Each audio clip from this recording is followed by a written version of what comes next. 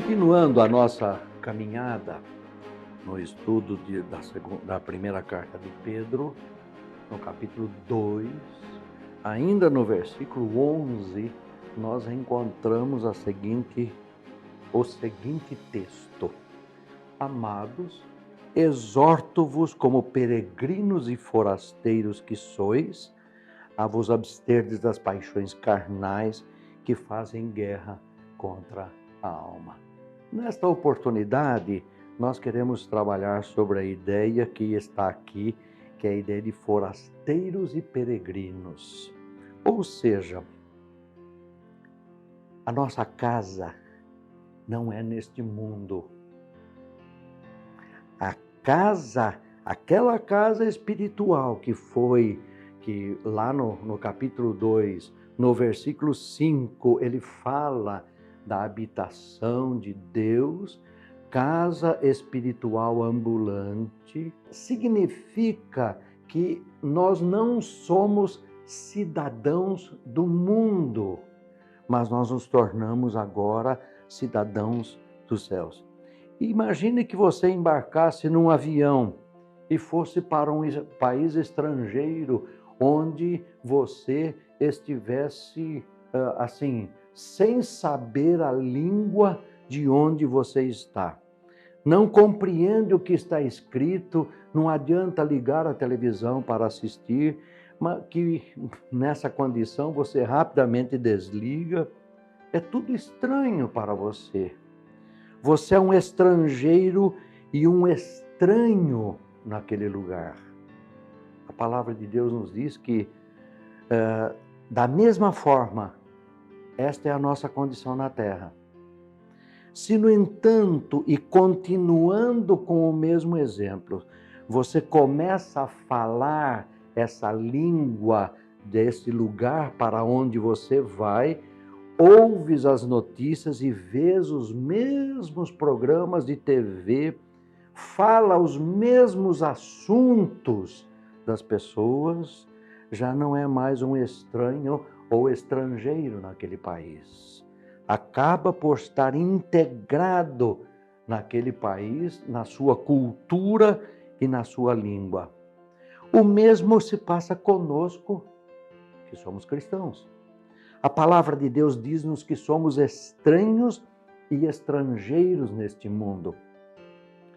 Não é suposto que nos conformemos, que nos moldemos a este mundo, que partilhemos os mesmos interesses que as pessoas do mundo têm.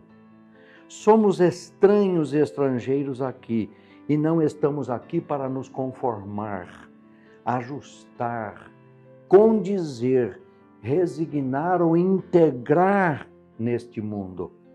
Paulo nos ensina em Romanos 12, 2, o seguinte: e não vos conformeis com este século, mas transformai-vos pela renovação da vossa mente. Isto é, não é para ter a mesma forma que o mundo tem.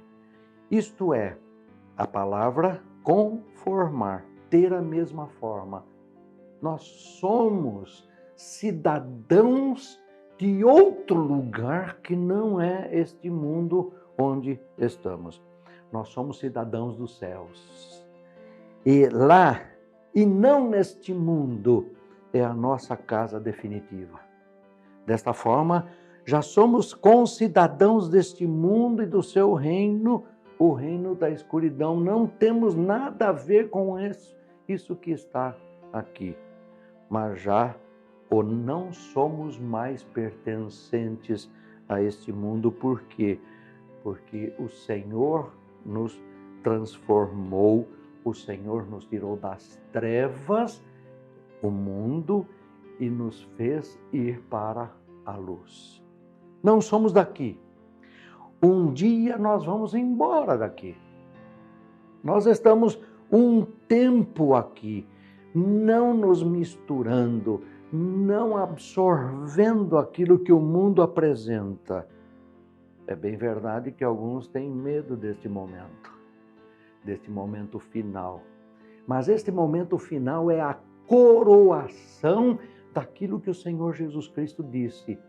Você está neste mundo, mas você não pertence a este mundo. Você pertence ao reino de Deus. E este reino de Deus tem uma morada eterna. Lá é a tua casa. Aqui você faz parte da igreja, você faz parte daqueles que estão caminhando na fé para a chegada deste momento. É por isso que Paulo, o apóstolo, diz assim, morrer é lucro. Por quê?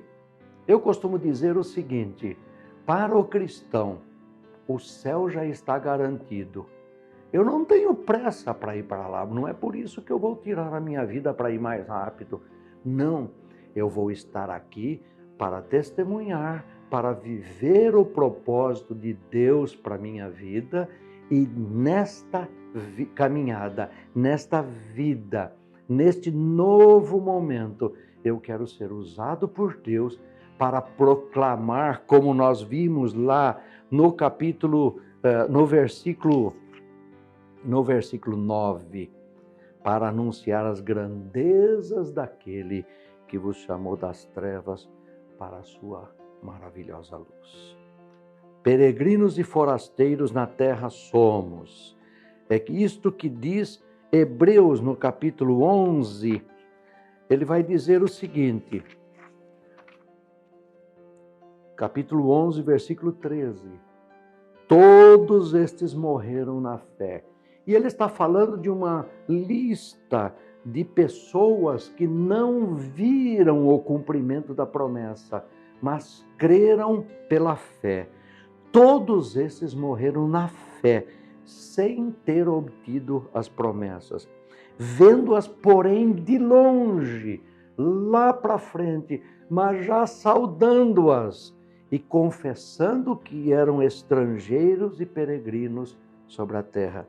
Porque os que falam deste modo manifestam estar procurando uma pátria. E se na verdade se lembrassem daquela de onde saíram, teriam oportunidade de voltar. Mas agora aspiram a uma pátria superior, isto é, celestial.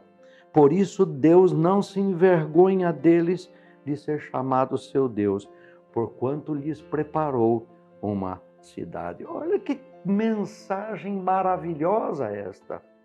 Nós somos peregrinos e forasteiros, estamos só de passagem.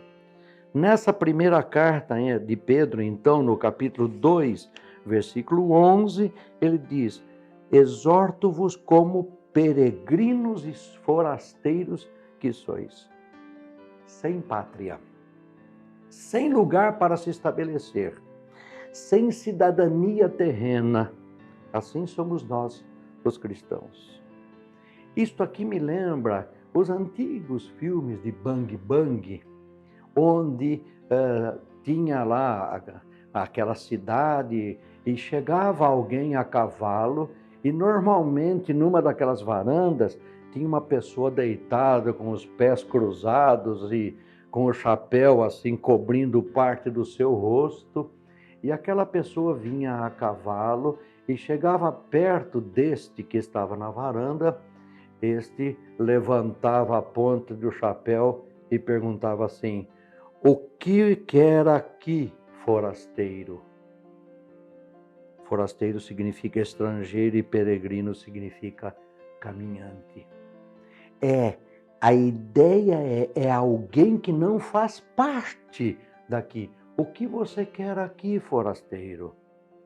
Nesta ideia, o escritor de Hebreus, ele faz uma lista em Hebreus 11, nos Salmos de Davi, na vida dele, ao ponto de o Senhor prometer-lhe um descendente eterno. Vamos ver lá no Salmo 119, versículo 19, ele diz assim, sou peregrino na terra, não esconda de mim os teus mandamentos. Porque os mandamentos são o guia é aquilo que eu posso seguir como orientação de Deus nesta caminhada como peregrino. Lá segundo Samuel, no capítulo 7, versículo 10, nós vamos encontrar o seguinte: prepararei lugar para o meu povo, para Israel, e o plantarei para que habite no seu lugar e não seja mais perturbado. E jamais os filhos da perversidade o aflijam como dantes. O apóstolo Paulo também tratou da cidadania celestial em suas cartas. Num texto que ele é significativo, nós encontramos em Colossenses capítulo 3, versículo 1 a 3, as seguintes palavras dele: portanto, se fostes ressuscitados juntamente com Cristo, ou seja, está falando do novo nascimento, buscai as coisas lá do alto, onde Cristo vive assentado à direita de Deus. Pensai nas coisas lá do alto, não nas que são aqui da terra, porque já morrestes e a vossa vida está oculta juntamente com Cristo em Deus. Qual é a orientação de Paulo? Nós não somos aqui. As nossas preocupações não podem estar limitadas a esse contexto histórico que nós estamos vivendo, a essas tribulações, a essas dificuldades que normalmente tomam a nossa experiência histórica. Podemos pensar nas coisas que são do alto, as coisas que são de Deus, as coisas que Deus está proporcionando para nós por intermédio da sua palavra. E alguém dirá: como assim? Então não tenho que ter na minha vida, não tenho que ter a minha família, meu trabalho, meus negócios, etc. Não posso nem pensar nisto. Não é assim, não. O que Paulo quer dizer é o mesmo que João disse na sua primeira carta, na primeira carta de João, capítulo 2, versículo 15 a 17. Não ameis o mundo nem as coisas que há no mundo. Se alguém amar o mundo, o amor do Pai não está nele. Porque tudo que há no mundo, a concupiscência da carne, a concupiscência dos olhos e a soberba da vida, não procede do Pai, mas procede do mundo. Ora, o mundo passa, bem como a sua concupiscência. Aquele, porém, que faz a vontade de Deus, permanece para sempre. Significa, assim, desapego das coisas terrenas. Estar livre das concupiscências, aquilo que enche os nossos olhos. E ao encher os nossos olhos, nos toma, nos traz como armadilhas. Aliás, isto é especialidade do inimigo. Ele quer encher os teus olhos, encher a tua vida com algumas coisas que façam com que você deixe de olhar para Cristo, o autor e consumador da nossa fé. Ora, Paulo novamente diz em Efésios capítulo 2, versículos 5 e 6. Diz assim: e estando nós mortos em nossos delitos, nos deu vida juntamente com Cristo. Pela graça sois salvos. E juntamente com Ele nos ressuscitou. Prestem atenção agora. E nos fez assentar nos lugares celestiais em Cristo Jesus. Ou seja, Paulo está dizendo que a nossa morada não é aqui. A nossa morada é junto com o Senhor Jesus Cristo nos céus. E por quê? Ou como isto pode ser compreendido? Primeiramente, é possível porque estáis mortos. É a nova vida da graça, onde morremos para o pecado. Estamos assentados acima de tudo que está na terra. Por quê?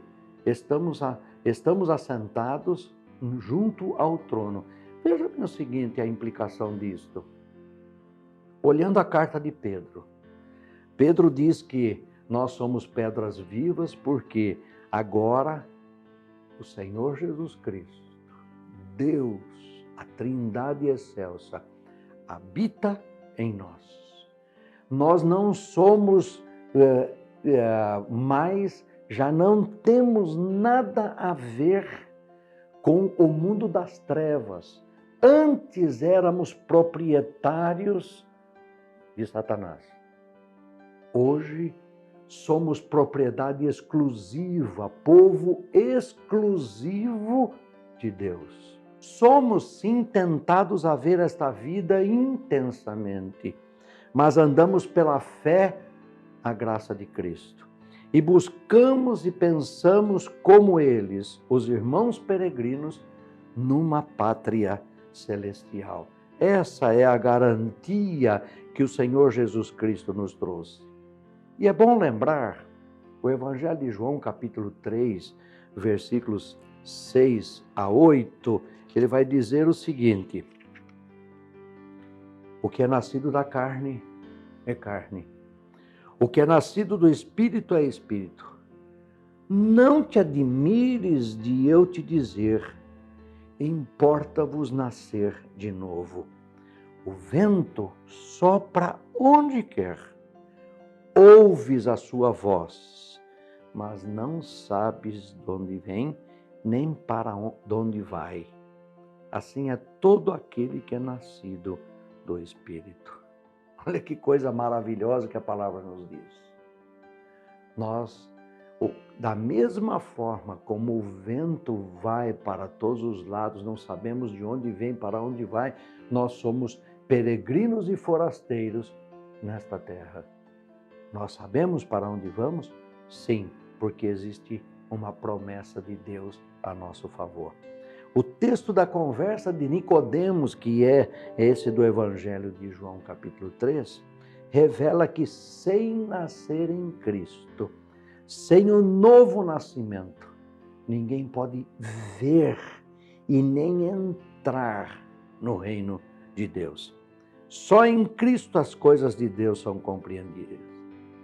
Compreendemos a importância da doutrina, o ensinamento, a instrução.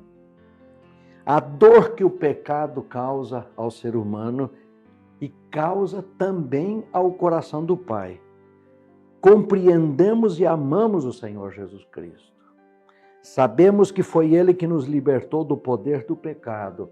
É o que está em Efésios capítulo 2, versículo 1 a 10, dizendo: Ele vos deu vida, estando vós mortos nos vossos delitos e pecados, nos quais andastes outrora, segundo o jeito de viver deste mundo, segundo o príncipe da potestade do ar, do espírito que agora atua nos filhos da desobediência, entre os quais também todos nós, absolutamente todos nós, andamos outrora, segundo as inclinações da nossa carne, fazendo a vontade da carne e dos pensamentos.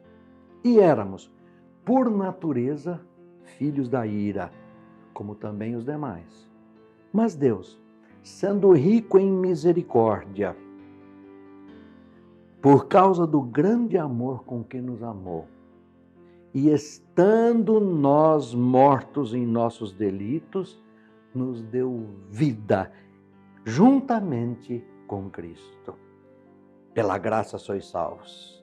E juntamente com Ele nos ressuscitou e nos fez assentar nos lugares celestiais em Cristo Jesus, para mostrar nos séculos vindouros a suprema riqueza da sua graça em bondade para conosco em Cristo Jesus. Porque pela graça sois salvos, mediante a fé. Isto não vem de vós, é dom de Deus, não de obras, para que ninguém se glorie, pois somos feitura dele, criados em Cristo Jesus para boas obras, as quais Deus de antemão preparou para que andássemos nelas.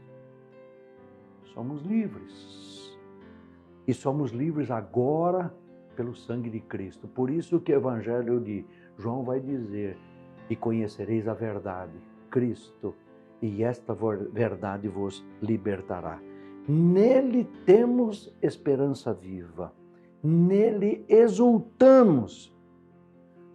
Assim e somente assim podemos enxergar-nos como peregrinos e forasteiros neste mundo. Sem Cristo, por nosso próprio pensamento, jamais entenderíamos esta condição. A maioria das pessoas se apega a esse mundo, a essa história, querendo trazer para si aspectos deste mundo e dessa história que ele transforma em significativos. São diplomas, propriedades, reconhecimentos. A Bíblia vai dizer assim: esquece isto, porque a nova proposta que o Senhor Jesus Cristo dá, estas são coisas do velho homem. O novo homem tem uma perspectiva absolutamente diferente. Por isto, nós podemos trazer aqui a lembrança, um cântico significativo que se chama Forasteiro Aqui. Diz assim: sou forasteiro aqui, em terra estranha estou, do reino lá do céu, embaixador eu sou. Meu Rei e Salvador vos manda em seu amor as boas novas de perdão. Sou forasteiro aqui. É a ordem do meu Rei que todo pecador, arrependido já, confesse ao Salvador todo o pecado seu, pois ele prometeu dar perdão por seu amor. No meu eterno lar não há perturbação. Eterno gozo e paz os salvos fruirão. E quem obedecer a Cristo vai viver no reino eterno do meu Rei. E o refrão diz assim: eis a mensagem que me deu, aquele que por nós morreu. A mensagem é: reconciliai-vos já. É ordem que ele dá. Reconciliai-vos já com Deus. Somos forasteiros. Não sei se você já se apercebeu disto, mas um dia nós vamos encerrar a nossa caminhada. E essa caminhada, se estamos aqui agora, ligados àquele que deu a sua vida por nós, nós não pertencemos mais a este mundo e a essa história, embora vivamos nesse mundo, nessa história, agora para trazer a grande mensagem do Senhor, que é: somos forasteiros, mas daqui a pouco nós vamos ser chamados para estar diante de Deus. O Senhor Jesus Cristo vai dizer assim: vinde. Deus vai dizer: vinde, benditos de meu Pai, para o lugar que eu, Jesus Cristo, fui preparar, para que onde eu estou, estejais vós também. Este é o convite que a palavra de Deus faz para todos nós. Passageiros, forasteiros, peregrinos, nós somos caminhantes nessa história, mas não fazemos mais parte dessa história, porque o Senhor Jesus Cristo nos resgatou para uma nova vida, um novo nascimento. Este é o convite que a palavra de Deus faz a todos nós. Você também não gostaria de pertencer a este outro reino? Receba o Senhor Jesus Cristo como Senhor e Salvador da sua vida. E isto será realidade na sua história. Deus abençoe.